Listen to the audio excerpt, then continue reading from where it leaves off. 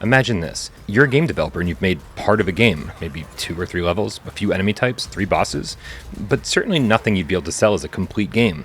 Well, you wouldn't be able to, except the roguelite craze has swept through video game nation like a hurricane, and suddenly you realize that you can sell your game by making people play through the same few levels over and over and over for hours at a time, by upping the difficulty to an unfair level, making your enemies into bullet sponges, and making permanent upgrades that don't do a whole lot insanely expensive.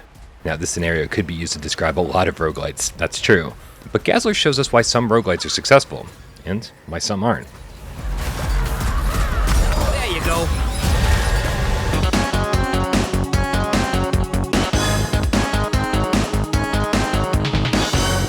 Good shot.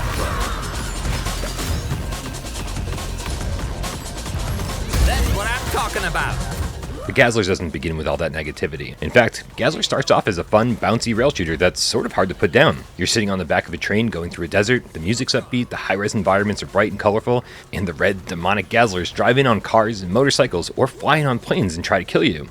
Your part in all this has you wielding a gun in one hand and the smallest, weakest shield you've ever seen in the other.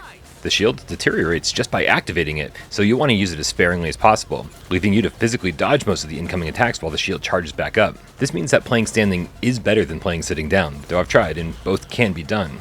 The problem with this is that as you move, bullets sort of home in on you, regardless of what their initial trajectory was. So it can feel cheap, especially in later levels when the bullets come at you faster and at higher quantities. And shooting down Gazzlers' vehicles isn't as simple as just blasting away at them either. You can just blindly fire at them, but each vehicle has a glowing weak spot, so being more precise will get the job done much, much faster.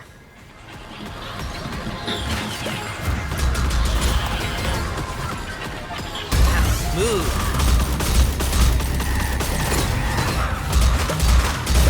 Between each wave, you're forced to choose an upgrade for your weapons, and when I say forced, I do mean it. Sometimes none of the upgrades are appealing, because while all of them will improve your gun or stats in some way, a lot of them will also downgrade them in other ways, and if your gun already has a slow rate of fire or has a limited ammo capacity, you might not want to downgrade those elements even further. But for the most part, there will be something here worth taking. Different weapon parts will change the type of projectile you're firing. Bullets, lasers, sniper rifles, fireballs, and this is all random, which means that each run will have a slightly different feel to it.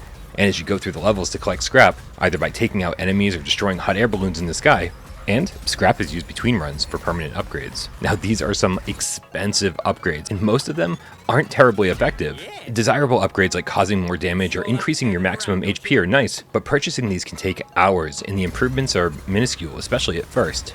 I love when a roguelite has so many good upgrades to choose from that I can't decide what to upgrade first, but with Gazzlers, only 4 or 5 of the available 12 were of any interest. Get a load of this.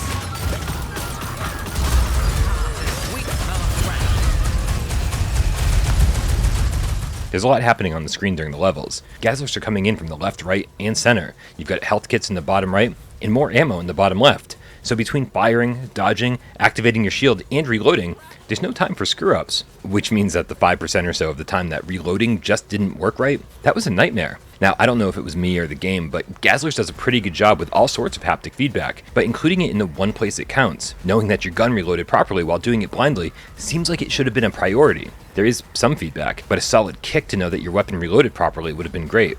There are also vehicles that'll ram your train and make you take damage if you don't destroy it fast enough. Now, you need to recognize these type of Gazzlers as soon as they appear on screen or you're screwed, because by the time the hazard sign appears, it's already too late. Homing missiles barely make any noise despite how dangerous they are, and unlike a game like Pistol Whip that alerts you with on-screen icons when bullets are being fired at you, Gazzlers alerts you when the enemies are just out of view, not when they're firing, which isn't helpful at all. In fact, if you don't learn to ignore it, that could get you killed.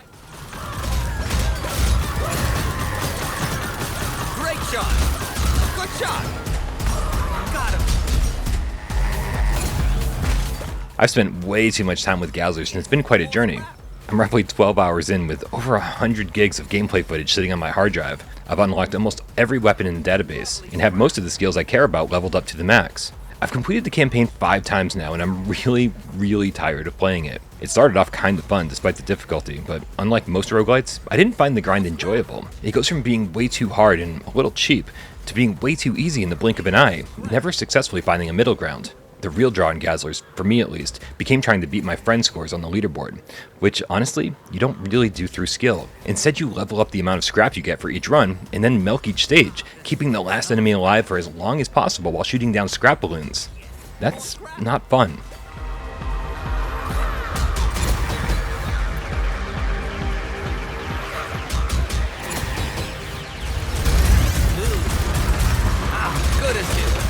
Listen, I know I've got a lot of complaints about Gazzlers, but I don't hate it. It's an okay indie title that attempts to pad what feels like an incomplete game by utilizing the popular trend of incorporating roguelite mechanics. And despite its sharp visuals, weapon upgrades, and skill trees, it's still the most disappointing roguelite I've played in quite a while. And don't even get me started on the fact that the PSVR2 version costs $5 more than it does on Quest or Steam.